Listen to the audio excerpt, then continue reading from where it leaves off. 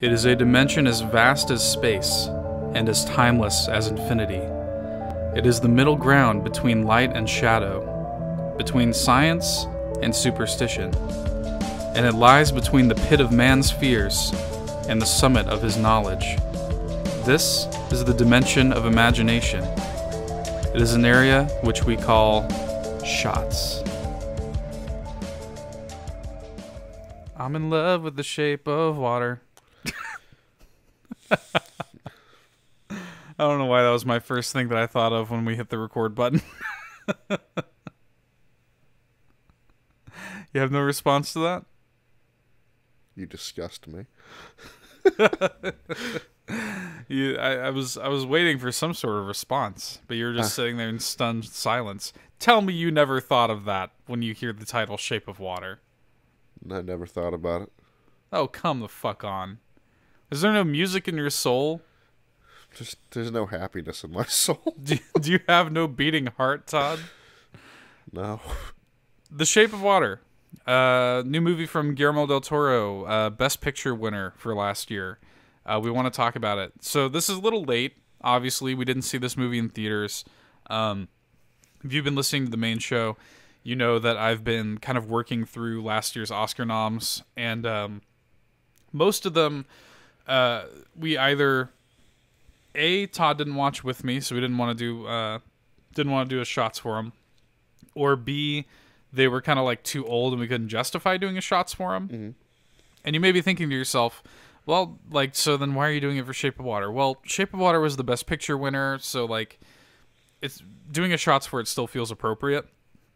To kind of discuss our feelings on it. Now, I do want to say up front, since this movie has been out for a little while, it's the Best Picture winner. It's obviously a very high-profile movie. I do think that there's been enough time to where we're probably going to just talk about this with no kind of with no child lock on. We'll probably just kind of play it fast and loose with spoilers in this discussion. So if you have not seen Shape of Water and you don't want anything spoiled for you, turn away now, go watch it.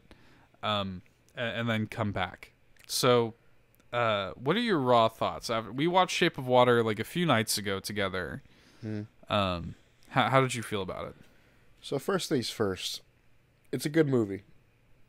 It is a good movie. I did enjoy it for the most part, but like I was disappointed.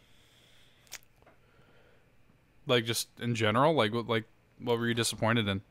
Where was the fish sex? It was there. It was implied, though. It wasn't implied explicitly. Fish sex. I was told there was a very controversial scene. Yeah, I think it's really just controversial just by virtue of it being her having sex with a fish or a fish man. But yeah, we didn't get to see any of that sweet fish dick. That's what I was looking forward to. Although I'll say this, I'm glad that they addressed that at least. Oh, like how it works. Yeah, like how it works, like how I guess there's like a slit and the dick like comes out. Yeah. I don't know, but I'm glad that they at least addressed that. I'll say this: it is impressive that the movie is able to touch on like having sex with a fish man in like a deft way, and you know. Shout out to the fact that we literally opened this review by talking about fish sex. So there's that. Here's the thing. The moment you said we're going spoilers, straight spoilers, I was planning on it. Spoilers, she has sex with a fish like twice in the movie. At least once. I guess the second time isn't explicit because she like... Well, let's okay, we're getting way off track. Let's rein in a little bit. I'm getting wrapped up in the fish sex, Todd. My head's spinning. So yeah. So The Shape of Water.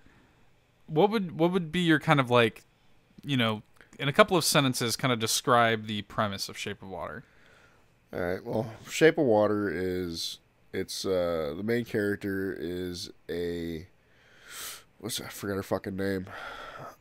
Oh shit. The character's name? Yeah. The character's name is Eliza. Eliza. Oh yeah, Eliza Esposito, I think, right? I think that's right. Yeah. Yeah, so she's not deaf, she's not blind, she's a mute, like basically a maid in a like government facility, which is honestly a very stupid thing, but whatever. To have a mute in a government, I think it's a No, pretty no, smart no. To thing. have just like a team of like maids, I thought it was just weird. I guess. I mean, yeah, I guess. I mean, but somebody's got to clean it. True, you're right. Somebody's got to mop up the blood and pick up the fingers. Yeah, that's the whole like thing. It's just like she's a maid in a government facility, ends up coming across the fish man or the amphibious man or whatever the hell the thing's called. The asset. The asset. Yeah, that works too. And falls in love with it. That's the premise. Yeah. It's a love story. So Yeah, it is. It's a love. It kind of has like a fairy tale sort of vibe yeah. because it begins and ends with like narration. It's actually kind of funny.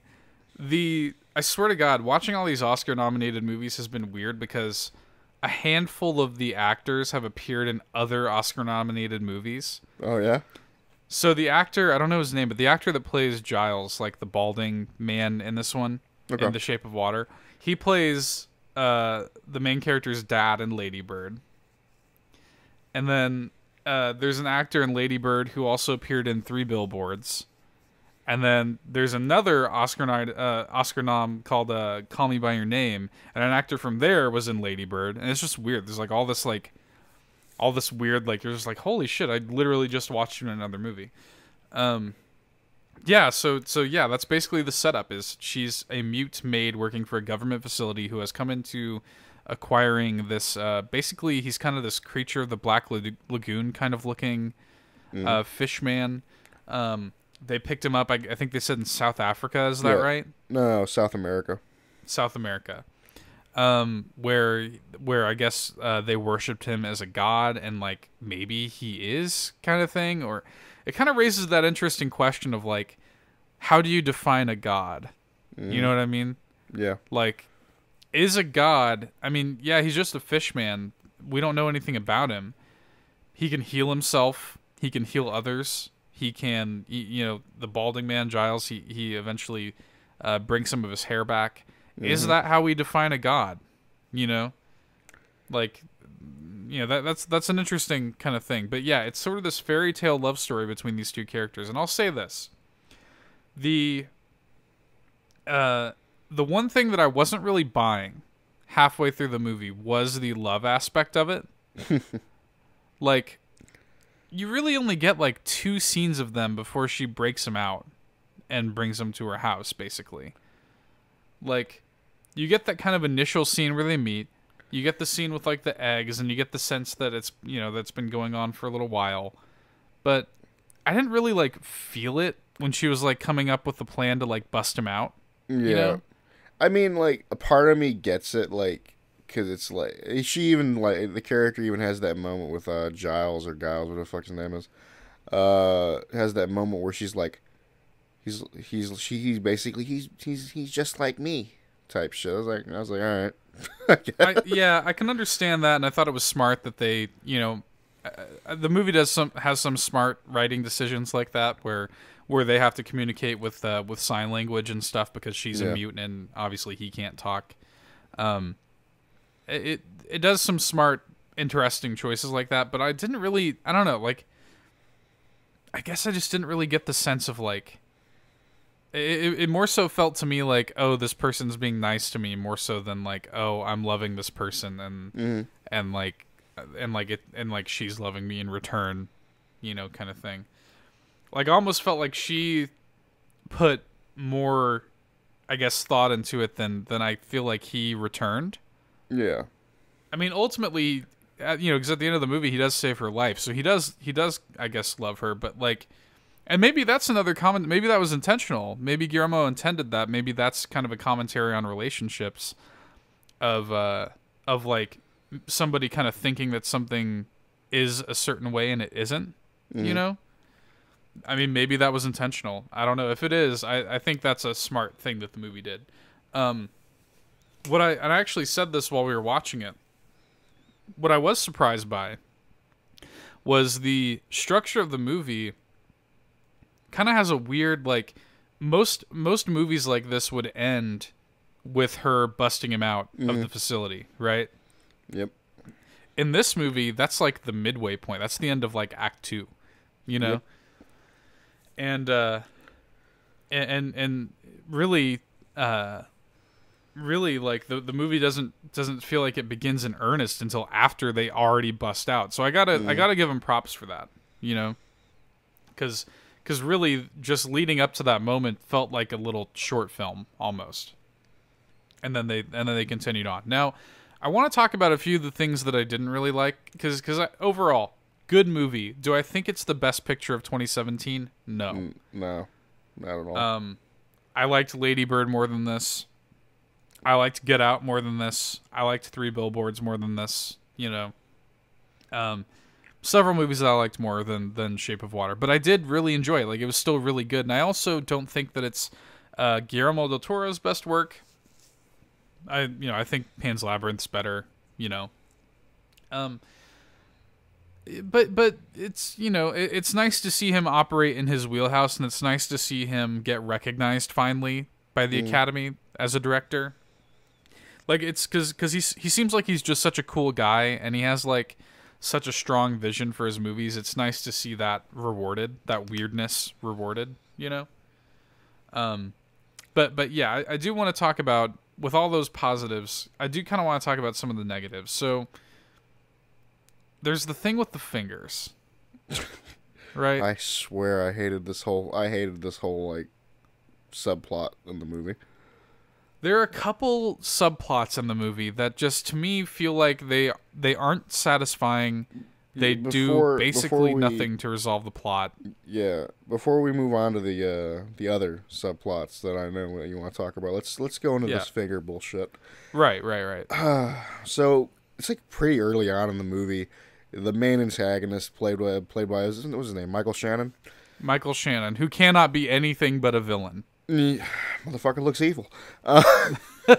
He does. Even if I've been watching quick side note, I've been getting really into this YouTube series called What's in My Bag. It's this basically celebrities go to this music and like pop culture store called Amoeba in California, a very famous little kind of store chain in California. And they do this series where celebrities will come in and shop, and they'll kind of go through what they have in their shopping cart and kind of talk about their taste and stuff. I swear to you, Michael Shannon did one. And even then, like, he just carries himself like a villain. Like, even just watching him, like, talk about the things he was buying at Amoeba, he seemed like a fucking villain. Motherfucker typecasted himself. Now, that's just how he is. Like, so anyway. So he gets his fingers cut off, and Eliza, like, finds the fingers, puts them in a little like doggy bag, basically. Right. We'll save these for later. And he ends up getting his like fingers like sewn back on and whatnot. Like, you don't know if they're gonna take or not. Spoilers: they didn't take. Yeah, they didn't take. And I'm watching the movie, like, every time I'm like sitting there looking at his fingers, and I'm like, they don't look good. They don't look good. And at like one point, I'm like legit. It's like actually the moment where you're like, okay, these fuckers are dead. Like, I'm watching it. He's like sitting there in his like house with his family. They're like straight just black. I'm just like, okay, you're just really gonna leave these on, huh? He goes out into like his car. And, like, that was one of the most uncomfortable scenes for me. Just, like, with the pus and ugh. Yes, he goes out, he kind of smells it, kind of, ooh, kind of thing. And then he tries to, like, kind of, like, break it off, like, take it off a little bit. And, yeah, pus starts, ugh. It was bad. It was real bad. It gets worse. It gets even worse. And it's like they told this story between his character and the other character of Zelda, which is like Eliza's best friend, technically. Yeah, I guess so. Yeah. In a way, or like just another maid that works for the government facility. Kind of like her, like she kind of like communicates for her as well, in a way. Right.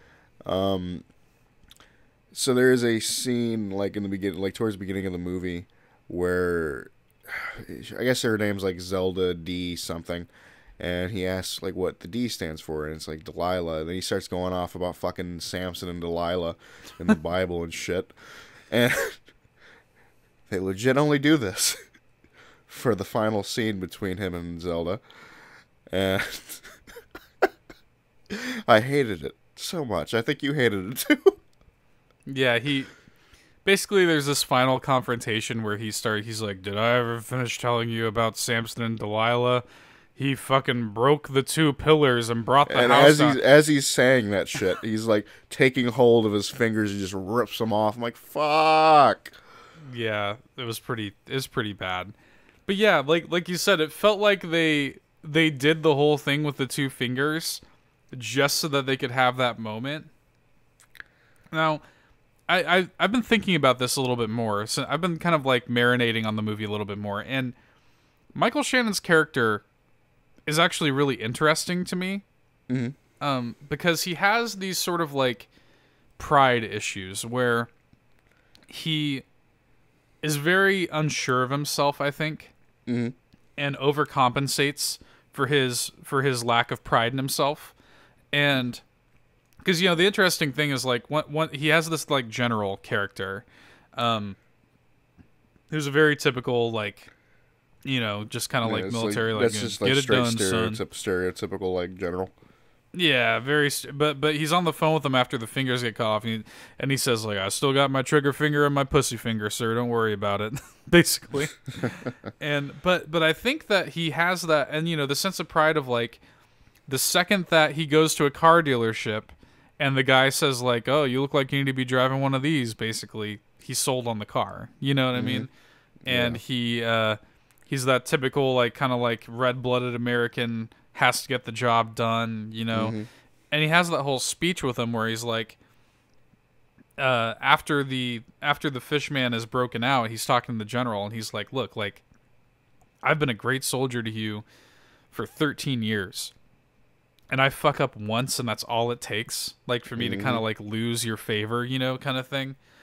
And of course, that's when I was making fun of this when it was happening, because the general was like, had this weirdly written speech where he's like, "You will be removed from this universe, and you will be in an alternate universe, Yeah, it son. was the Jared Leto ass dialogue.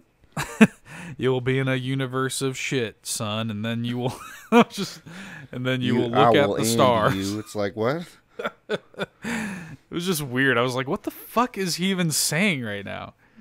So, but to piggyback off of that, so I feel like Michael Shannon's character has, the more you think about it, the more apparent it is, I think, that he has some serious self-worth issues. Yeah. And so I think him losing those two fingers was a bigger deal to him than you could possibly understand. Well, I think that's like one of the main reasons he held on to him for so long. Like, he saw they were fucked up. Exactly. He knew that they weren't going to take, but he did not want to be any more incomplete than he already was. Mm-hmm. You know what I mean?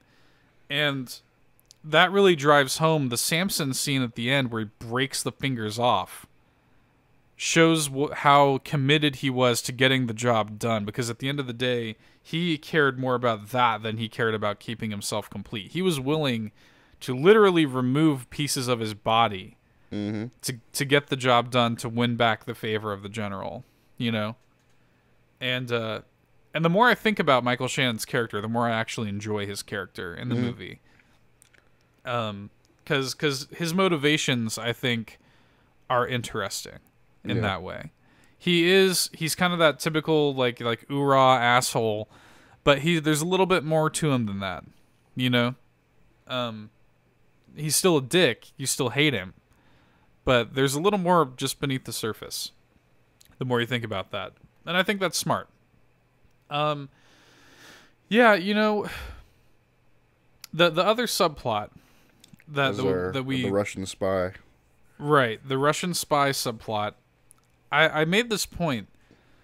And this is something, admittedly, that I haven't put enough thought into. Maybe maybe I'll change my opinion of it as I watch the movie more and more throughout the years. But I just don't necessarily think that there's any story reason for him to be a Russian spy. You know? I'm technically with you. He could have easily have just been a scientist that just ended up like helping them out. He could have just been a scientist that just morally disagreed with killing it. Yeah, that's you know? Honestly, I think the only reason they went with the whole Russian spy thing is like just the time period that the movie's set. I mean, that's fair, I guess. But like, you drive home the time period in other ways, in my opinion, True. with the cars and the Yeah. and the movies that are being played in the theaters. Like, they're showing like 10 Commandments and shit like that. And yeah, there's they're driving older model cars and stuff. It looks I never forgot what time period the movie was set in. Yeah, I just feel like the subplot of him being the Russian spy was a little like, maybe they just wanted to give the character like extra stakes, like more to lose, I guess. Yeah, that's a good way of putting it. Maybe make his sacrifice a little more impactful, I guess. I don't know. I mean, there was like parts where there was a couple scenes that were like a little tense for that character, like I thought he was gonna die in his apartment. Right. So did I. Yeah. Yeah. So here's something that bothered me. So he eventually is, the Russians find out that they kind of like, that he kind of betrayed them and helped, because he was supposed to kill the thing for the Russians so that the Americans wouldn't have it, basically. And, instead he obviously helps it escape and everything. And, the Russians find out about this and they eventually kill him. Well, Michael Shannon tails this guy to get information, and then of course he sees him be shot and everything. He actually shoots the Russian that kills him, and then interrogates the scientist. Yep. During this scene, the thing that kind of bummed me out and kind of bugged me, why did he give him up? Like, why did he say that he was dying already?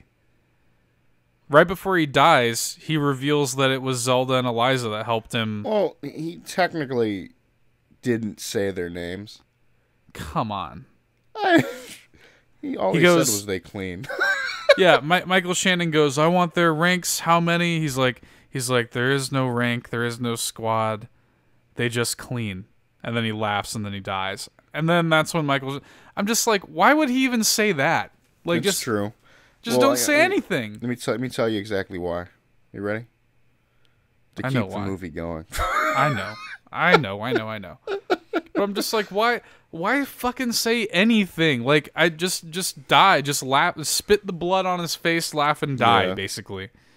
Like, because he has, he's a Russian spy. He has to be trained not to talk and not to be a rat. You know what I mean? So I'm just like, it doesn't really make sense for him to say that.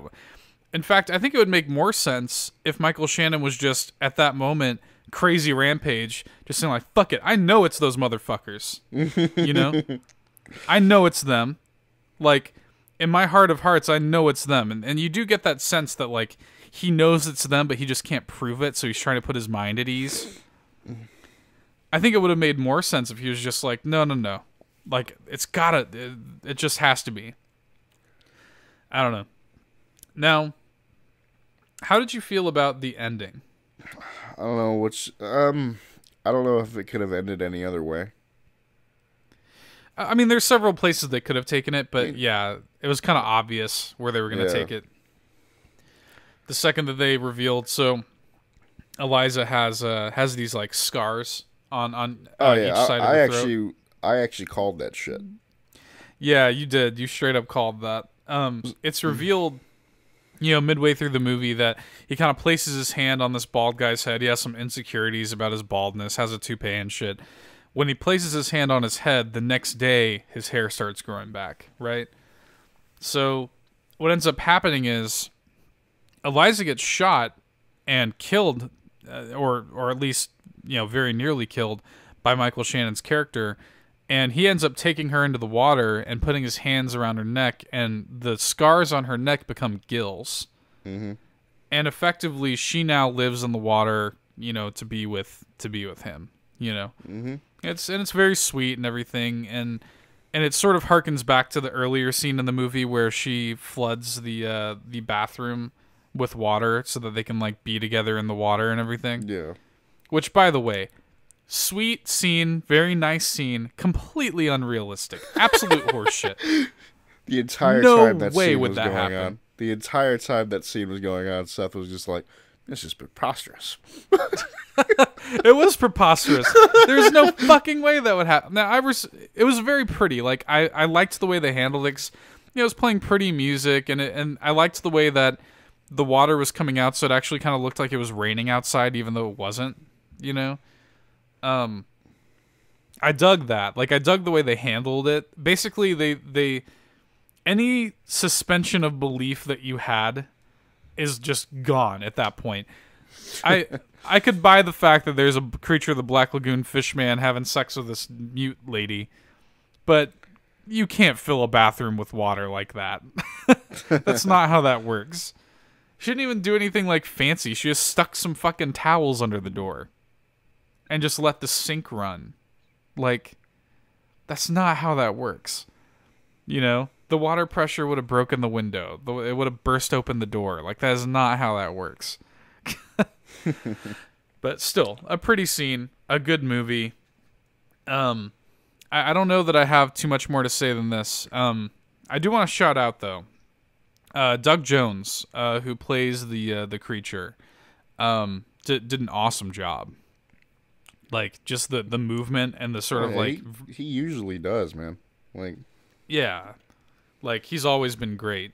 He did the Pale Man and the Fawn for Guillermo Del Toro in the past. He did Abe Sapien for him in the Hellboy movies. He just has that kind of like, I don't know, like the way he can like move his body and really kind of like he can really tell a story about a character's personality with just his body language. He's like this like tall and like really like lanky motherfucker. Yeah, he's very tall and lanky, and he's a contortionist as well. Yeah. And I mean, you look at the Pale Man, like the Pale Man really needs no like one of the most memorable scenes in cinema for me.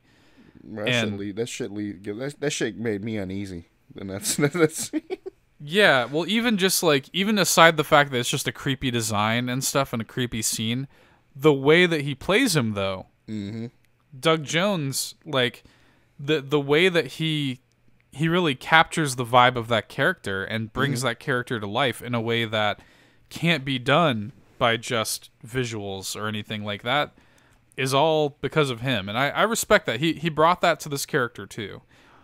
And this character does have like a vulnerability about it that I liked. I'll say this: when Michael Shannon took his like shock stick to him, that kind of hurt my feelings a little bit. Yeah. Like Doug Jones, man, like he really, like that creature looked like it was in fucking pain, you know, like it was actually sad, you know. Anyway, I'm getting off track. The Shape of Water, it's a good movie. Is it the best movie of 2017? No, I don't think so. Is it Guillermo del Toro's best movie? No, I don't think so. But it is a very good movie either way. And I really, really enjoyed it. And I think it's going to be one of those things where, just like Pan's Labyrinth, I feel like every few years I'm just going to revisit it and rewatch it, you know? Like, Pan's Labyrinth is one. It's like, it is akin to reading a good fairy tale book, you know? Like, every now and then you just want to revisit that story. And that's how Pan's Labyrinth is, and I feel like that's how The Shape of Water is going to be. It's nice. In a way, Shape of Water almost feels like a kind of like spiritual successor to Pan's Labyrinth for me. Okay. And it's kind of nice to see Guillermo kind of work back in that wheelhouse a little bit, because he was doing like other kind of genres. So it's kind of nice to see him make another movie like Pan's Labyrinth in a way. Even though it's a different time period and stuff, I think that it has that fairy tale vibe still. And it's a really good movie. I don't know. You got anything to say before we wrap it up? You got it covered, my man. All right. Thanks for listening, guys. Go see Shape of Water. We'll catch you next time. Bye. See ya.